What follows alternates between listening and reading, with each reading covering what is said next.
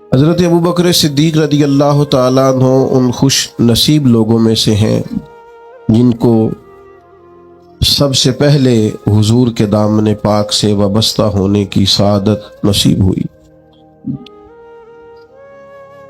تین باتیں ان کے تعلق سے میں نے آپ کی خدمت میں عرض کرنی ہے۔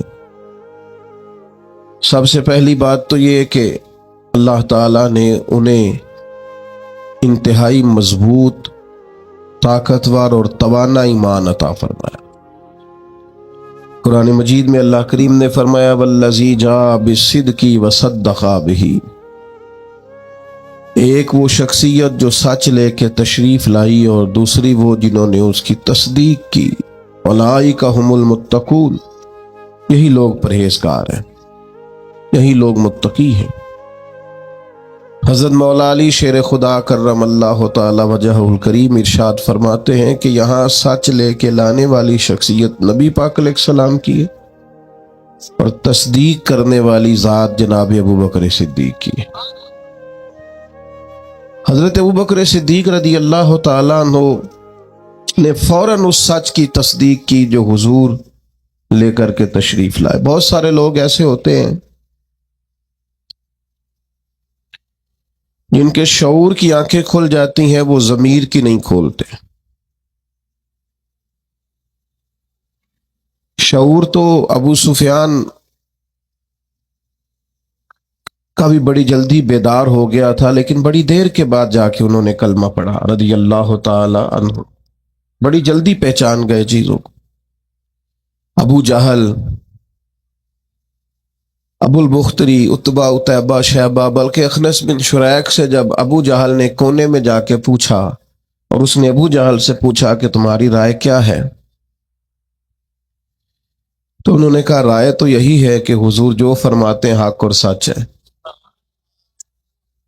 اس کا مطلب ہے شعور کی آنکھیں تو کھل گئی تھیں۔ جب تنہائیوں میں یہ کہا کرتے تھے کہ کریم کی ہر بات سچ ہے، تو شعور تو بیدار ہو گیا تھا، لیکن ضمیر کو دبائے رکھا۔ ماشاءاللہ مفتی صاحب بھی تشریف لے آئے۔ ضمیر کو دبائے رکھا۔ حضرت ابو بکر صدیق رضی اللہ تعالیٰ عنہ کا کمال یہ ہے کہ جب ان کے شعور کی آنکھیں کھلی نہ کہ دین حق اور سچ ہے، پھر انہوں نے کسی اور طرف نہیں دیکھا، فوراً اپنی ضمیر کی آواز پہ لبیک کہا اور نبی پاک کا کلمہ پڑھ لیا۔ یہ بڑی انفرادیت ہے، اس کو سمجھیے گا۔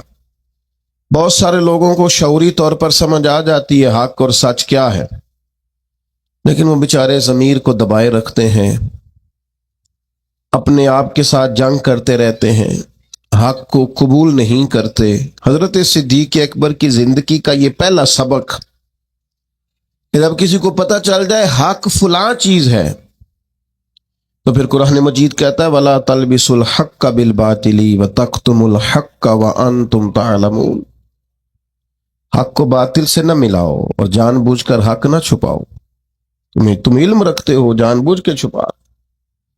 تو جب پتہ چل گیا حق کیا ہے، درست کیا ہے، ٹھیک کیا ہے، پھر اسے قبول کیا جائے، پھر تردد نہ کیا جائے۔ ہمارے ہاں بہت سارے لوگ سمجھتے ہیں دین پر ہی چلنا چاہیے، یہی حق ہے، تو بھائی چلتے کیوں نہیں؟ کتاب و سنت ہی راہ نجات ہے، تو اس پر عمل کیوں نہیں کرتے؟ نبی پاک علیہ السلام کا اسوہ نور اور سیرت مقدسہ ہی صرف اور صرف نجات کی گارنٹی ہے، تو پھر دیر کس بات کی؟ جب شعور بیدار ہو گیا ہے، جب تمہیں سمجھ آ گئی ہے، پھر اپنے ضمیر کو جگاؤ اور فوراً دین کو قبول کرو۔ میں بڑی معذرت سے عرض کروں گا، ڈھیر سارے لوگ ہیں جو گروہ پرست ہیں، حق پرست نہیں، اپنی جماعتوں کے بت پالتے ہیں، تنظیموں کے بت پالتے ہیں، وہ اپنے قبیلے کا بت پالتے ہیں، اپنے علاقے کا بت پالتے ہیں، لسانی اور علاقائی بنیادوں پر تقسیم رہتے ہیں، حق پرست نہیں ہوتے، گروہ پرست ہوتے ہیں۔ میرے گروپ نے جو کہہ دیا ہے وہ اگرچہ غلط بھی ہے، لیکن چونکہ میرے گروپ نے کہا ہے لہذا ہر حال میں اسے سپورٹ کرنا ہے۔ یہ جرت انسان میں ہونی چاہیے کہ وہ حق کو حق کہے، وہ صحیح کو صحیح کہے۔ یہ جرت جناب صدیق اکبر نے پیدا کی۔ اور بڑے دلیر آدمی تھے حضرت صدیق اکبر، جنہیں پوری طرح سارے معاشرے سے لڑنے کا حوصلہ تھا، گھر میں بھی گھر کے باہر بھی۔ اللہ نے بعد میں توفیق دی، ان کی 4 نسلیں صحابی بنی ہیں، لیکن شروع میں یہ اعلان کرنا، ان کے والد سخت ناراض ہوا کرتے تھے بعض چیزوں سے، اور پھر قبیلے سے عوام لوگوں نے تو سمجھ لیا نیکیاں بھی شاید جمہوری ہوتی ہیں، سارے کریں گے تو میں بھی کروں گا، جی فلانا کام کوئی نہیں کر رہا میں کیوں کروں، نیکیاں جمہوری نہیں ہوتی، ملک جمہوری ہے، نیکیاں جمہوری نہیں ہوتی، نیکی تو نیکی ہوتی ہے، کوئی کرے نہ کرے ہم نے کرنی ہے۔ تو حضرت صدیق اکبر کا یہ پہلا اعزاز، اس کو سمجھیں کہ انہوں نے دین حق کو قبول کیا، اور نبی پاک علیہ السلام نے اس بات کو بطور اعزاز کے بیان کیا ہے، بطور فضیلت کے، یہ ان کی انفرادیت کے طور پر نبی پاک نے اس کو بیان کیا۔ حضور علیہ الصلوۃ والسلام نے ارشاد فرمایا کہ میں نے جس کے سامنے بھی دین پیش کیا ہے اس نے تردد کیا، کچھ لوگوں نے دلیل مانگی، حضور کے پاس دلیلوں کی کمی تو نہیں، سرکار تو خود سراپا دلیل ہے۔ یا ایھا الناس قد جاءکم برہان من ربکم، اے لوگو یہ محبوب تمہارے پاس رب کی دلیل بن کے آئے۔ کریم فرماتے ہیں جس کے سامنے بھی دین پیش کیا اس نے تردد کیا ہے، فرمایا یہ صرف میرے ابو بکر صدیق ہیں، میں نے دین پیش کیا ہے، لیٹ کی کوئی نہیں، فوراً ہی کلمہ پڑھ کے مسلمان ہوگا۔ حق کو فوراً قبول کرنا، اور فوراً حق کی تصدیق کرنا، اور فوراً حق کے سامنے سر کو جھکانا، یہ پہلا سبق ہے جناب صدیق اکبر کی زندگی کا۔ ڈیٹ نہ کریں، کمزور نہ بنے، ٹوٹتی بکھرتی رائے والے نہ بنے، کمزور ارادوں والے نہ بنے، حق جب نصیب ہو اسے قبول کریں۔ دوسری بات، اسلام یہ کہتا ہے کہ جب تم کلمہ پڑھ لو نا پھر پورے کے پورے دین میں آؤ۔ یا ایھا الذین آمنوا ادخلوا فی السلم کافہ، اے ایمان والو دین میں پورے پورے داخل ہو جاؤ۔ جب دین قبول جو کر لیا ہے، مان جو لیا ہے، تو پھر جتنی باتوں کی دین تعلیم ارشاد فرماتا ہے ان ساری باتوں پر عمل کیا جائے، اپنے آپ کو سراپا نیکی بنایا جائے، سراپا خیر ہو انسان کا وجود، جتنی نیکیاں سوسائٹی میں وہ کر سکتا ہے وہ ساری کرنے کا اس کے اندر جذبہ ہو، شوق ہو۔ ہم کیا کرتے ہیں، نیکیاں کرتے ہیں لیکن خالص دینی کاموں کو بھی دنیا داری بنا لیتے ہیں۔ جنازہ پڑھنا خالص دینی کام ہے، نبی پاک علیہ السلام نے فرمایا ایک مسلمان کا دوسرے مسلمان پر حق ہے، جو حقوق مومن کے مومن پہ ہیں ان میں سے ایک حق جنازہ ہے، لیکن وہ ہم کس لیے جاتے ہیں کہ میرا تعلق بڑا ہے اس کے بیٹے سے، بھائی سے، باپ سے۔ آپ اس تعلق کی بنیاد پر گئے، حالانکہ آپ کو تو کلمے کی بنیاد پر جو تعلق تھا اس بنیاد پر جانا چاہیے۔ ہم نے کیا کیا، دینی کام تھا لیکن اس کو دنیا بنا لیا۔ یہ ہمارا مذہبی سٹیج ہوتا ہے۔ ظاہر ہے آپ اتنی بڑی تعداد میں لوگ آئے ہیں، آپ کا خیال ہے کہ ایک دیندار آدمی تقریر کرنے آ رہا ہے، لیکن اگر میرے دل میں یہ خواہش ہو کہ بڑے لوگوں میں فیمس ہو جاؤں گا اور ڈھیر سارے لوگ واہ واہ کریں گے اور گھر چاہے کہیں گے کیا بات مولانا نے کیا نقطہ بیان کیا ہے، اگر یہ میرے ذہن میں باتیں آئیں گی تو میں نے دینی کام کو بھی دنیا بنا لیا ہے، ترویج شریعت کے کام کو میں نے ذاتی شہرت کا ذریعہ بنا لیا۔ یہ دینی کام دنیا بن جائے۔ دین میں پورے پورے داخل ہونے کا مطلب یہ ہے کہ آپ سراپا خیر بن جائیں، پھر آپ ہر وہ نیکی جس کو دین نیکی کہتا ہے اسے کریں، اور ہر وہ چیز جس سے دین روکتا ہے اس سے رکیں۔ حضرت حسن بصری رضی اللہ تعالیٰ عنہ سے کسی نے کہا تقویٰ کیا ہے، فرمایا جہاں جانے کا رب نے حکم دیا ہے وہاں غیر حاضری نہ کرنا، اور جہاں جانے سے اس نے منع کیا ہے وہاں نظر کبھی نہ آنا، یہ متقی ہونے کی علامت۔ حضرت صدیق اکبر کا آپ سراپا دیکھیے، نبی پاک علیہ السلام نے صحابہ سے فرمایا یہ دیکھیں ہو سکتا ہے معاذ اللہ کسی کے دل میں خیال ہو کہ یہ شاید کوئی معمولی چیزیں ہیں، لیکن یہ تعمیر شخصیت میں اور کردار سازی میں کلیدی حیثیت رکھتی ہیں یہ چیزیں۔ حضور نے صحابہ سے پوچھا، بتاؤ بھئی آج جنازے میں کسی نے شرکت کی ہے؟ تو تمام خاموش تھے۔ جناب صدیق اکبر نے ہاتھ کھڑا کر کے عرض کی، حضور مجھے اللہ نے یہ سعادت عطا کی۔ نبی پاک علیہ السلام نے فرمایا، آج تم میں سے کوئی روزہ دار بھی ہے؟ عرض کی، یا رسول اللہ مجھے اللہ نے توفیق دی ہے۔ صرف حضرت صدیق بولے۔ پھر نبی رحمت صلی اللہ تعالی علیہ وسلم نے پوچھا، آج کسی نے کسی مسکین کو کھانا کھلایا ہے؟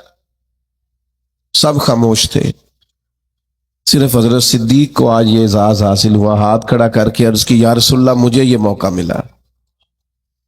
یعنی جس سوال پر سرکار استفسار کرتے، اسی سوال کے جواب میں جناب صدیق اکبر ہاتھ کھڑا کر کے کہتے، یا رسول اللہ مجھے یہ موقع ملا۔ آپ بات کو سمجھیں، جب دین قبول کر لیا پھر سراپا نیکی بن جائے، پھر جو بھی خیر کا کام، حضور علیہ السلام نے فرمایا کسی نیکی کو بھی معمولی نہ سمجھو، کسی نیکی کو بھی معمولی نہ جانو، یہاں تک کہ کچھ نہ ہو سکے تو اپنے بھائی سے مسکرا کے بات ہی کر لو۔ حضرت صدیق اکبر رضی اللہ تعالیٰ عنہ نے دین کے اس فلسفے پر حقیقی طور پر عمل کیا، اور ہر خیر کو، ہر نیکی کو دوڑ دوڑ کے حاصل کیا۔ اسی لیے سرور کائنات علیہ السلام نے فرمایا، قیامت کے دن کچھ روزہ دار ہوں گے، انہیں جنت میں ایک روزے داروں کا دروازہ ہے، وہاں سے آواز دی جائے گی، روزے داروں ادھر آ جاؤ، اس دروازے سے گزرو۔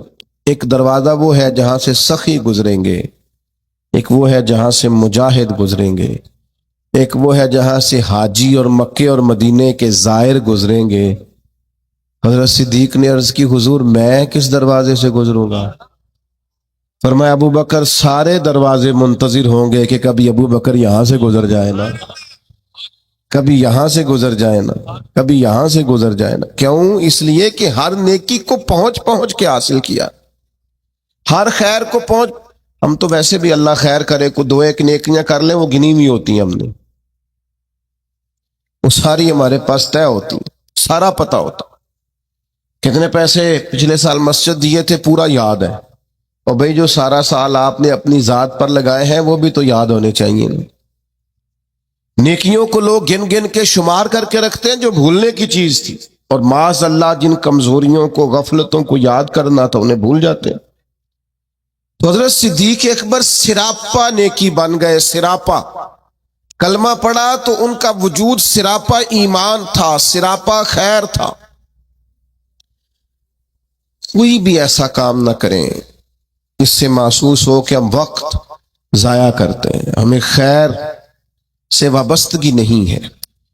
جو نیکی ملے فاستبقوا الخیرات، نیکیوں میں آگے بڑھ جاؤ، کوشش کریں کہ جلدی جلدی اپنے لیے خیر جمع کریں۔ لمحات بکھرتے جا رہے ہیں، وقت اپنا دامن چھڑاتا جا رہا ہے، زندگی سمٹ جاتی ہے، اور ہم دیکھتے ہیں کہ جلدی جلدی سکڑ جاتی ہیں چیزیں، اور انسان کے ہاتھ کچھ بھی نہیں آتا۔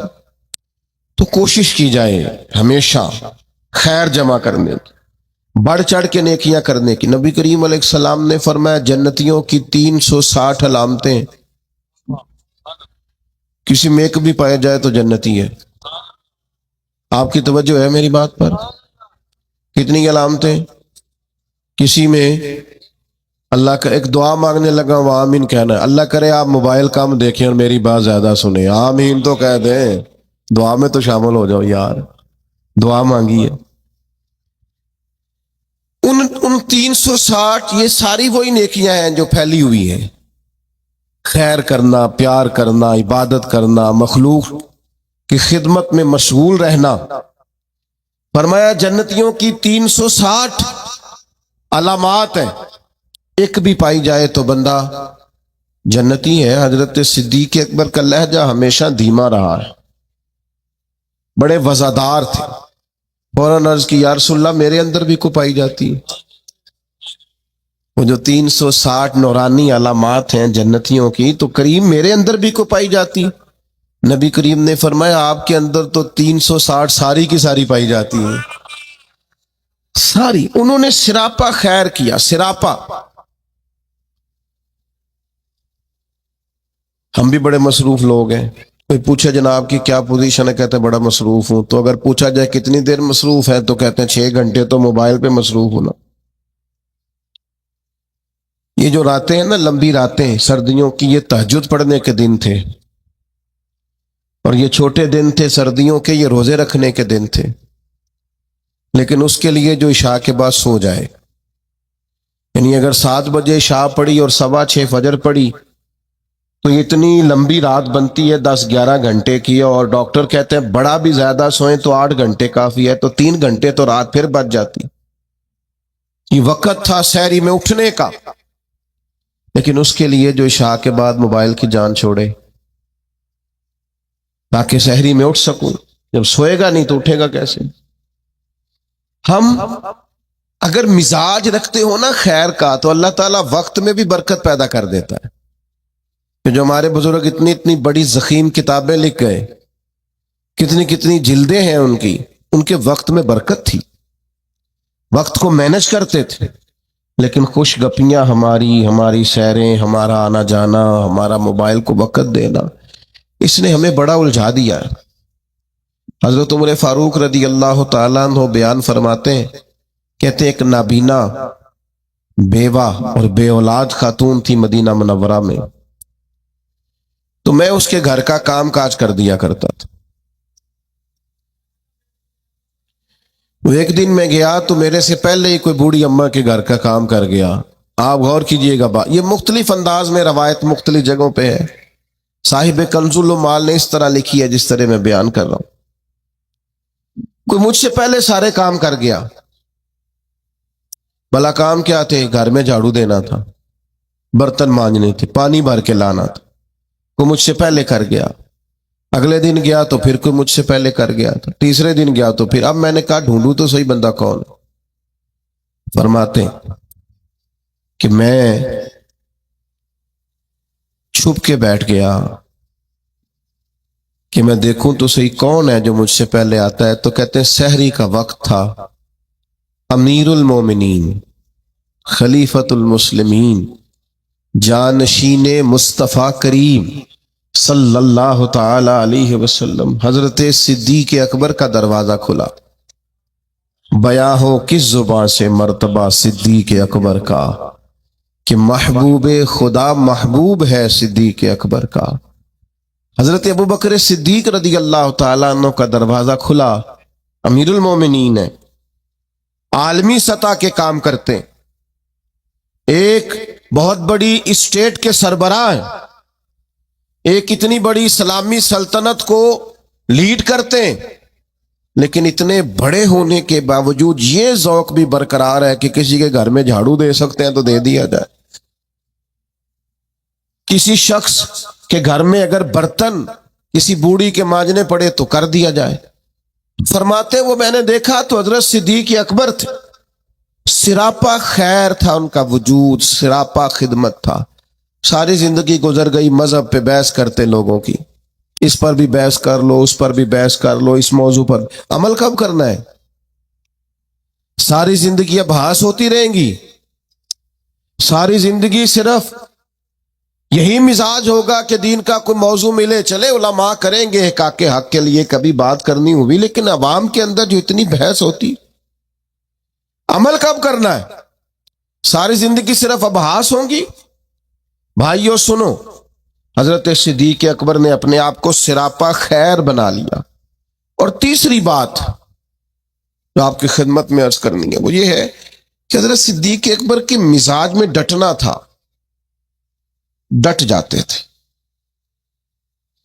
اس دور کا سب سے بڑا المیہ یہ ہے کہ ہمارے ہاں استقامت نہیں ہے. کچھ دیر کے لیے لوگ کوئی کام کرتے ہیں پھر چھوڑ دیتے ہیں. ایک نوجوان مجھ سے کہنے لگا میں بڑے ہی کام کیے ہیں، کسی کام میں بھی کامیاب نہیں ہوا. میں نے کہا بس اسی لیے نہیں ہوئے. بڑے نہ کریں آپ، کوئی ایک کریں، اس کو صحیح کر کے کریں. استقامت کے ساتھ کریں، روز کریں، پابندی سے کریں، اس پر محنت کریں، جدوجہد کریں۔ پتھر پہ پانی پڑے متصل تو بے شبہ کھس جائے پتھر کی سیل۔ ایک قطرہ قطرہ پانی مستقل پتھر پر گرے تو اس میں بھی سوراخ بن جاتا۔ تو آپ محنت کریں گے تو اللہ تبارک و تعالی اپنے فضل سے نتائج عطا فرمائے گا۔ لیکن اگر محنت ہی نہیں کر رہے، حضرت صدیق اکبر کی طبیعت میں ڈٹنا تھا، انہوں نے کلمہ پڑھا، پھر بڑی آندیاں چلیں، بڑے طوفان آئے، بڑا ٹکراؤ پیدا ہوا، بڑے حالات خراب ہوئے، لیکن حضرت صدیق اکبر ڈٹے رہے۔ حضرت صدیق اکبر نے نبی پاک کا ادب کیا صلی اللہ تعالی علیہ وسلم، تو جناب صدیق نے ڈٹ کے کیے۔ دنیا میں ایک فلسفہ بیان کیا جاتا ہے کہ جو زیادہ قریب رہتا ہے وہ ادب چھوڑ جاتا ہے، اور یہ بات غلط نہیں ہے، ایسا ہوتا ہے۔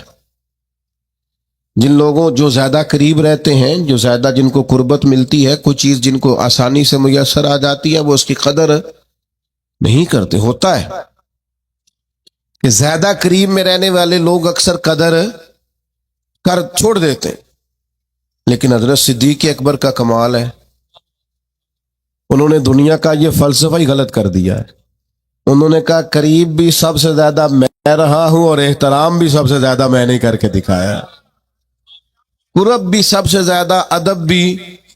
سب کوئی باہر سے آتا تھا تو حضرت صدیق اکبر اسے کونے میں لے جاتے تھے، پہلے نبی پاک کا ادب سکھاتے، کہتے یہ بڑی نازک بارگاہ، ادب گاہ ہیست زیر آسماں، از عرش نازک تر، نفس گم کردمی آیت جنید و با یزیدی جا۔ کونے میں لے جاتے اور حضور کا ادب سکھاتے، استقامت کے ساتھ خدمت کی، استقامت کے ساتھ دین پر ڈٹے رہے۔ اور جب نبی پاک صلی اللہ تعالی علیہ وسلم کا وصال ظاہری ہوا تو امت پر بڑا کٹھن وقت تھا۔ کچھ قبائل نے انکار کر دیا معاذ اللہ زکوٰۃ دینے سے، ارتداد کی طرف بڑھنے لگے۔ ایک لشکر سرکار نے روانہ کیا تھا، بعض لوگوں کی رائے ہوئی کہ اس لشکر کو ابھی نہ بھیجا جائے۔ اس وقت جو ڈٹ کر میدان میں کردار ادا کیا ہے وہ سیدنا صدیق اکبر نے کیا۔ میری ایک رائے ہے، میں اکثر کہتا ہوں دوستوں سے کہ یہ جو کامیاب ترین حکومت کیا نا حضرت عمر نے، مضبوط ترین خلافت کی ہے، اور بڑا ڈٹ کے انہوں نے کارہائے نمایاں سر انجام دیے، تو اس کے پیچھے بھی کردار سیدنا صدیق اکبر کا۔ انہوں نے فتنوں کا سر کچل کے، اٹھنے والے ہر فتنے کا سر کچل کے ایک مضبوط بنیاد بنا کے سیدنا عمر کو دی تھی۔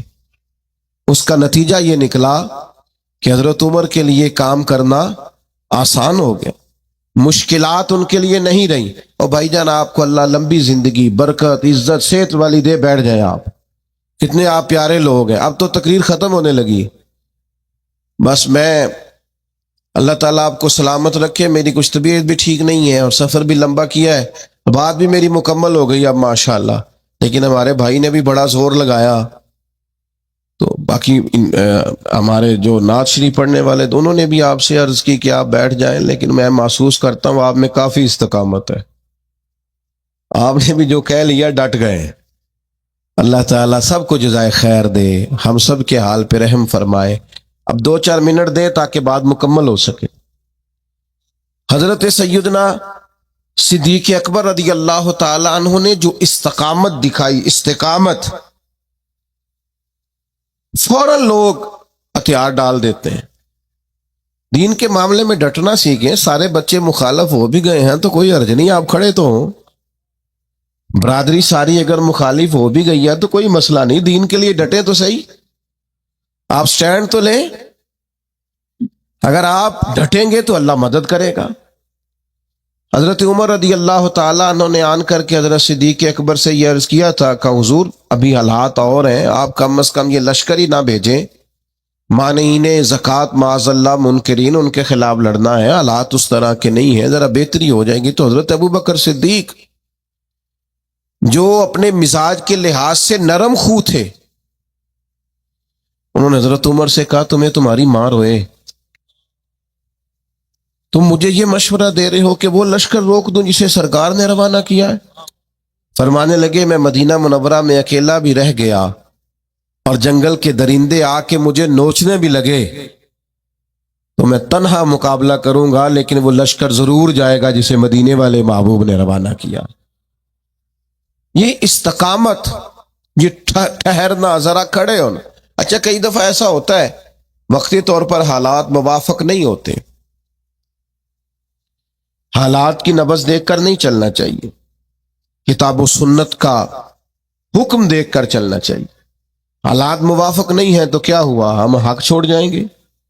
استقامت ایک نعمت ہے۔ سیدہ عائشہ صدیقہ رضی اللہ تعالی عنہ بیان فرماتی ہیں کہ نبی پاک علیہ السلام نے فرمایا اللہ کو وہ عمل زیادہ پسند ہے اگرچہ تھوڑا ہو پر روز ہو، استقامت کے ساتھ، اس کے اندر کسی قسم کی کمی نہ کی جائے، وہ عمل اللہ تبارک و تعالیٰ کو زیادہ محبوب اور زیادہ پسند ہے۔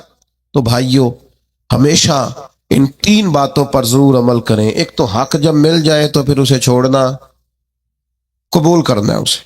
دوسری بات یہ کہ دین جب قبول کر لیا تو پھر دین کی ساری خیر پر عمل کریں، پھر جد و جہد کریں، پھر کوشش کریں کہ جو نیکی ملے اسے جلدی سے کر گزریں۔ ہمارے ہاں بہت سارے کام ہوتے ہیں ہم کر سکتے ہیں لیکن ہم توجہ نہیں کرتے، ہمارا وقت ضائع ہوتا ہے۔ نبی پاک علیہ السلام نے فرمایا صبح جب دن چڑھتا ہے تو دن اعلان کرتا ہے آج آیا ہوں، آج کے بعد نہیں آؤں گا، جو عمل کرنا ہے کر لو، تو خیر کر لیں جتنی ہو سکتی۔ اور تیسری بات اور اہم اور بنیادی اور کلیدی بات یہ کہ دین کے مسئلے میں استقامت دکھائیں، کھڑے ہوں، ڈٹ جائیں۔ آپ حق پر کھڑے ہوں گے تو اللہ مدد فرمائے گا۔ ذرا سی بات ہوتی ہے نا شادی کے موقع پر کہ میں بھئی یہ بینڈ باجا، یہ عورتوں کی مووی، یہ تماشا میں نہیں کرنے دوں گا، اتنی سی جرت بھی لوگ نہیں کرتے، اپنے گھر میں نہیں کر سکتے۔ وہ جو سب کو دین نافذ کرنے کی بات کر رہے ہوتے ہیں وہ اپنے گھر کے اندر اتنا نفاذ نہیں کرا سکتے۔ ویسے کوئی دوست ملنے آئے تو ڈرائنگ روم میں آئے گا، مووی والے کو اجازت ہے، وہ سب بیویوں کے بیچ گھوم رہا ہے، معاذ اللہ۔ ہمیں خیال ہی نہیں آ رہا کہ اتنا بڑا ہم بربادی والا کام کر رہے ہیں۔ پہلے تو کچھ شادیوں پہ جانے کا موقع ملتا تھا تو مردوں عورتوں کے بیچ ایک پردہ لگا دیا جاتا تھا، اب تو چند شادیوں کے بارے میں خبر ملی تو پردہ بھی اٹھ گیا ہے، اب سب اکٹھے بیٹھتے ہیں۔ اکبر الہٰبادی نے کہا تھا بے پردہ کل نظر آئیں جو چند بیبیاں، تو اکبر زمین میں غیرت قومی سے گڑ گیا، پوچھا جو ان سے بڑھ کے کہ تمہارا پردہ کدھر گیا، کہنے لگی وہ عقل پہ مردوں کی پڑ گیا، مردوں کی عقلوں پہ پڑ گیا ہے، ہم اب پردہ نہیں کرتی۔ آخری گزارش میری آپ سب حضرات کی خدمت میں، وہ آپ نے نہایت توجہ سے میری بات کو سننا ہے۔ صحابہ اور اہل بیت کے معاملے میں اپنے آپ کو حساس بنائیں، کسی شخص کی کسی کمزور بات کو کبھی نہ سنیں۔ حضور کے جمیع صحابہ وہ سارے آسمان ہدایت کے ستارے، اور میرے اعلیٰ حضرت فرماتے ہیں نبی پاک کی نسل میں ایک ایک بچہ نور کا ہے، تیری نسل پاک میں ہے بچہ بچہ نور کا، تو ہے عین نور تیرا سب۔ اس کمزوری سے بچیں۔ ہم نے ان کی پیروی کرنی ہے کہ ان پر بحث کرنی ہے؟ ہمیں تو کہا گیا تھا ان کی پیروی کریں۔ آپ نے کبھی دیکھا ہے کہ اسٹوڈنٹ کلاس میں بیٹھے ہوں، ٹیچر پڑھانے کے لیے آئے تو وہ کہے کتابیں کھولے، تو ٹیچر جواب میں کہے جناب، وہ شاگرد جواب میں کہیں کہ آپ یہ بتائیں کہ آپ کی تعلیم کتنی ہے؟ یہ شاگرد کو اجازت ہے کہ وہ کھولتا پھرے، وہ کہے جناب آپ بی اے ہیں تو بی ایڈ بھی ہیں کہ نہیں، اور اگر بی ایڈ بھی ہیں تو بتائیے کہ آپ سفارش پہ ہیں کہ میرٹ پہ ہیں؟ یہ سوال کرنے کی اجازت دیتا ہے ٹیچر؟ وہ کہتا ہے تو کتاب کھول اور سبق پڑھ، تو سبق پڑھ۔ یہ مجھ سے پوچھیں گے، ہیڈ ماسٹر صاحب پوچھیں، پرنسپل صاحب پوچھیں تو کون ہے؟ تو شاگرد ہے؟ تو بھائی صحابہ کے مشاجرات میں پڑھنے کی اجازت نہیں ہے۔ ہم نے تو ان سے فیض لینا ہے، ہم نے تو سیکھنا ہے، ہم نے تو دیکھنا ہے کہ صداقت سیکھنی ہے تو آؤ دروازہ ابو بکر پر، عدل سیکھنا ہے تو آؤ دروازہ فاروق اعظم پر، شرم و حیا वज़ादारी हुस्न सीखना है तो आओ ना, सैयदना उस्मान गनी की बारगाह में आओ। और अगर डट कर जीना सीखना है, शुजाअत सीखनी है, फकाहत सीखनी है, इल्म सीखना है, मारिफत सीखनी है, तो आओ सैयदना मौला अली के दरवाजे पर। तो यहां से तो पाना है, सीखना है। हम आभास में उलझे हुए हैं और पाकबाज लोगों के बारे में माज़ अल्लाह ताला ऐसे लोगों की बातें सुनते हैं जो लोग हमारे दिलों में वसवसा अंदोज़ी करते हैं। तो मेरे अजीज भाइयों, हसास हो जाएं इस मसले में, तकवा के साथ इन लोगों की जिंदगी को लें। इतना बड़ा खूबसूरत इज्तिमा अल्लाह अपनी बारगाह में कबूल करे।